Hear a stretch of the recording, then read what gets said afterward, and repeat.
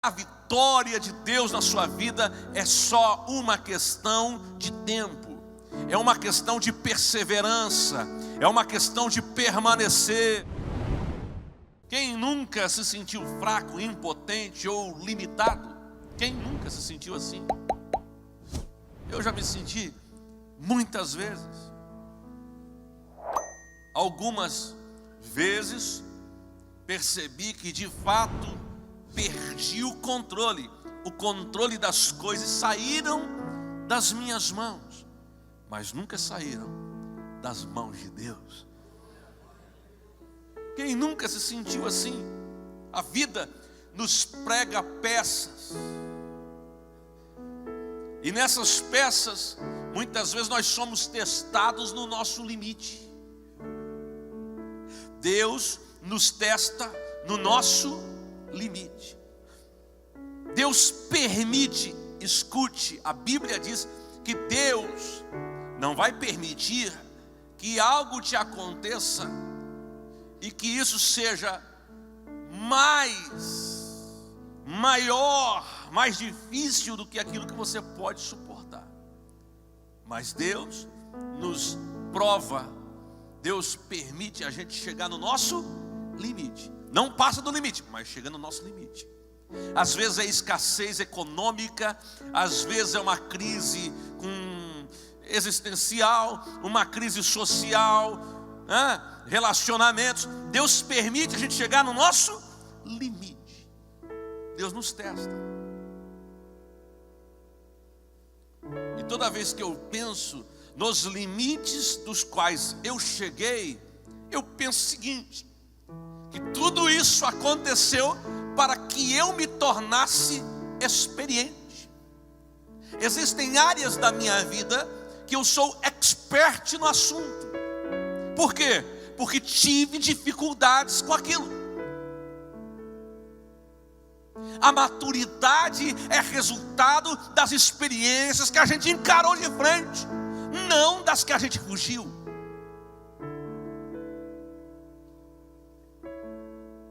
Você é resultado dos acontecimentos que lhe sobrevieram até agora. Deus te colocou à prova, e glória a Deus que você está aqui. Creio eu que se você não foi aprovado, você vai ser. Porque a vitória de Deus na sua vida é só uma questão de tempo, é uma questão de perseverança, é uma questão de permanecer, é uma questão de não abrir mão dos princípios de Deus, é uma questão de depender dEle. Então, claro, quando você estiver diante de uma dificuldade, de um problema, de uma situação, escute o que eu vou dizer. Não vou nem falar evite, porque a palavra evite é perigosa. Eu vou dizer o seguinte: em hipótese alguma, murmure. Porque esta, creio eu, é uma das maiores tentações que sofremos: murmurar. Uma coisa não deu certo, a gente é tentado a murmurar, a encontrar um culpado, a encontrar um problema aqui ou ali, a dizer eu já sei porquê e tal. A gente tem é a nossa inclinação natural. Então, não murmure, em hipótese alguma, não murmure. Se não tem louvor na sua boca, fique de boca fechada. Se não tem gratidão por tudo que Deus fez até agora, não fale nada. Não murmure, porque é a murmuração que dá legalidade para a bancarrota vir, para o fracasso vir.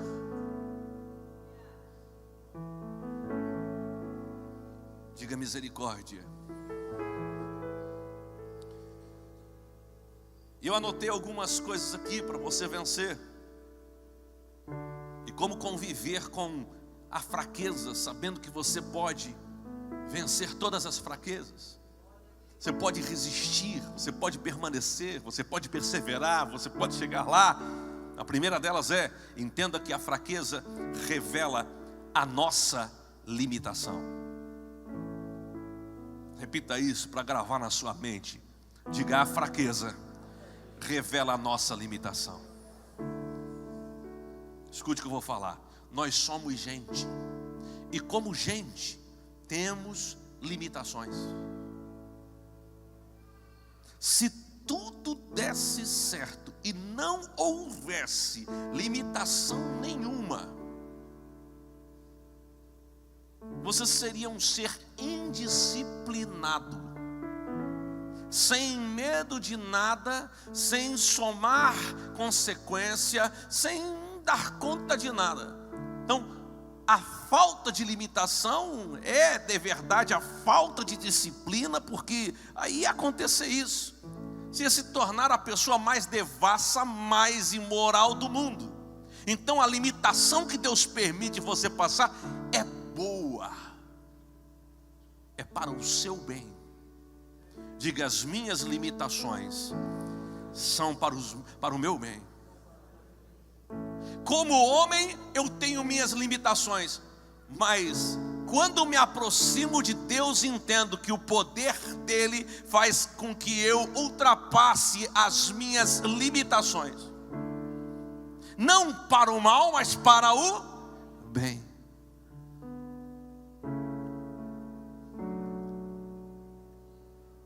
Mas existem limitações humanas. Por exemplo, a maior limitação do homem está relacionada ao tempo.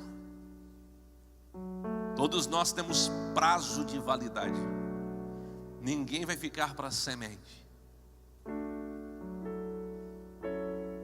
Nós temos tempo determinado para viver.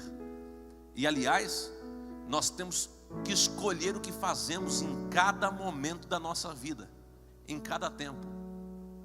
Não dá para fazer tudo ao mesmo tempo. Nós olhamos para o momento e escolhemos qual é a prioridade dele. Então, nós temos a nossa limitação, e Deus quer que tenhamos. O tempo traz benefícios, mas também traz prejuízos. Você tem momentos felizes, alegres, mas também encara às vezes momentos tristes. Tem tempo para chorar, tem tempo para sorrir, tem tempo para celebrar, mas tem tempo para se esconder. Para tudo há tempo determinado. Por que, pastor, que a fraqueza revela a nossa limitação? Porque a fraqueza faz com que eu entenda que eu preciso viver uma vida na palavra de Deus. Diga: a palavra de Deus é o fundamento para que a minha vida dê certo. Então, nos momentos em que eu me sinto mais fraco, é o momento que Deus mais trabalha em mim. Quando eu começo a pensar: meu Deus, parece que essa coisa eu não venço, parece que essa situação eu não consigo ultrapassar, parece que eu não consigo romper com tal coisa. Aí, o que eu sinto? Eu sinto um abraço de Deus, dizendo o que ele disse para o apóstolo Paulo: a minha graça te basta.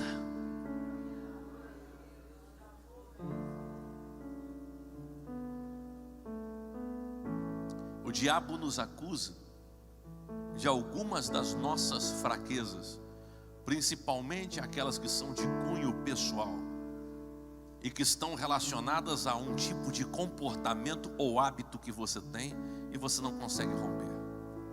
Ele acusa. Ele diz: isto é o que você é. Tem gente que tem problema com a língua. Eu falei no começo, murmura. Na hora que Deus está provando que está bem no limite, que é para virar a chave, que é para... Ele... Aí parece que o anjo que está trazendo na bandeja a sua vitória, o anjo que está trazendo um milagre na sua vida, quando ele ouve a murmuração, ele fala: não, vou falar com o papai de novo. porque a murmuração se torna uma barreira, um muro. Então nós temos limitação, mas ao mesmo tempo que a gente tem limitação, a gente tem o quê? Uma graça. Diga, uma graça. A graça de Deus sobre a minha vida. Você pode pedir perdão 1 milhão de vezes, o perdão de Deus estará disponível para você. Então, tem gente que tem problema com a língua, tem gente que tem problema com a sogra, é a fraqueza dela. A sogra de Zoe, ela arrepia. Ela está mexendo no celular, vendo as fotografias de uma viagem, e de repente, pastor Beto, no meio da... tem uma foto da sogra. Ela estava bem sorrindo. Ai, que viagem, mano. Mas aqui não tem ninguém assim. Pode ser a sogra, pode ser até um irmão. Tem gente que tem problema de família assim. Pode ser o patrão. O patrão pode ser a sua fraqueza. Ele chega perto de você, você sai do espírito e fica na carne. Tem tanta coisa. Pode ser uma bebida. A Bíblia diz que a nossa carne milita contra o espírito e o espírito contra a carne, para que não façais o que lhe convém.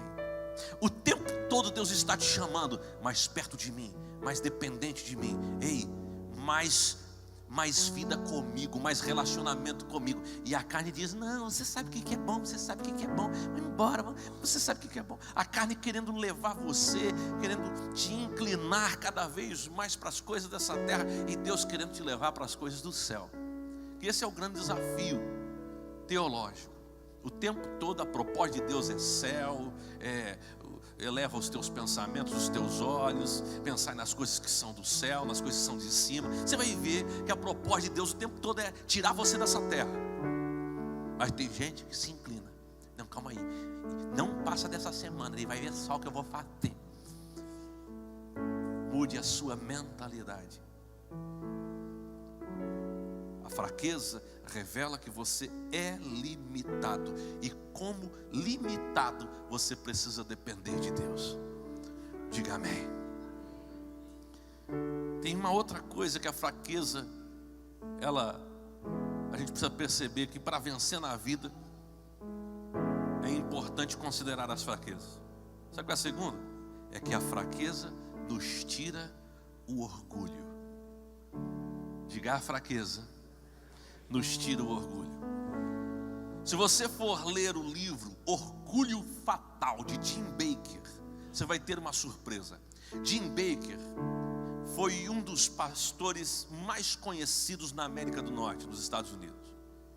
Jim Bakker, ele foi o pastor que mais arrecadou dinheiro de mês em mês para sustentar missionários ao redor do mundo. O maior ministério de sustentação de missionários ao redor do mundo era de Jim Bakker. Sabe o que aconteceu com Jim Bakker? Está lá a história dele.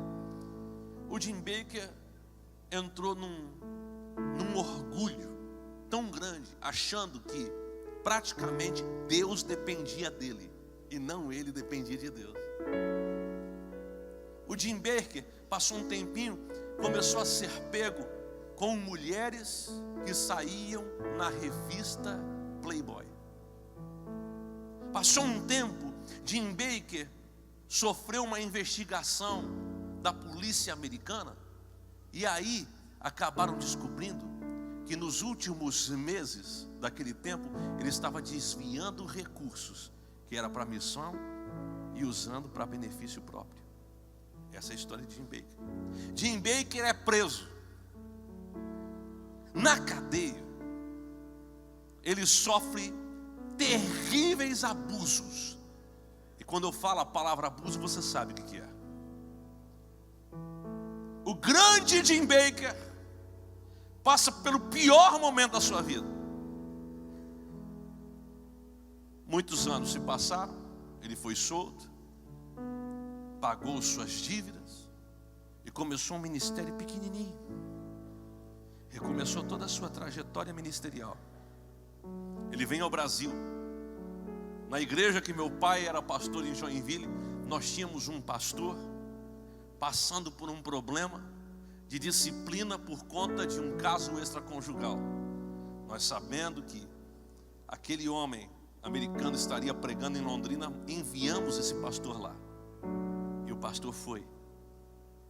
Quando o pastor está lá, não vou falar o nome dele, é óbvio, mas quando ele está lá, Jim Bakker fala uma frase só, uma frase que marcou a vida daquele pastor, e aos prantos ele disse para a gente.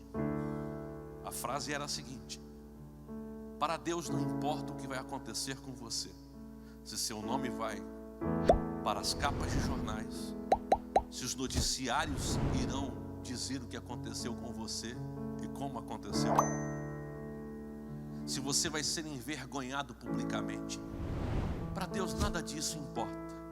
Para Deus só importa uma coisa: se o tratamento foi pedagógico, se você aprendeu com o que aconteceu.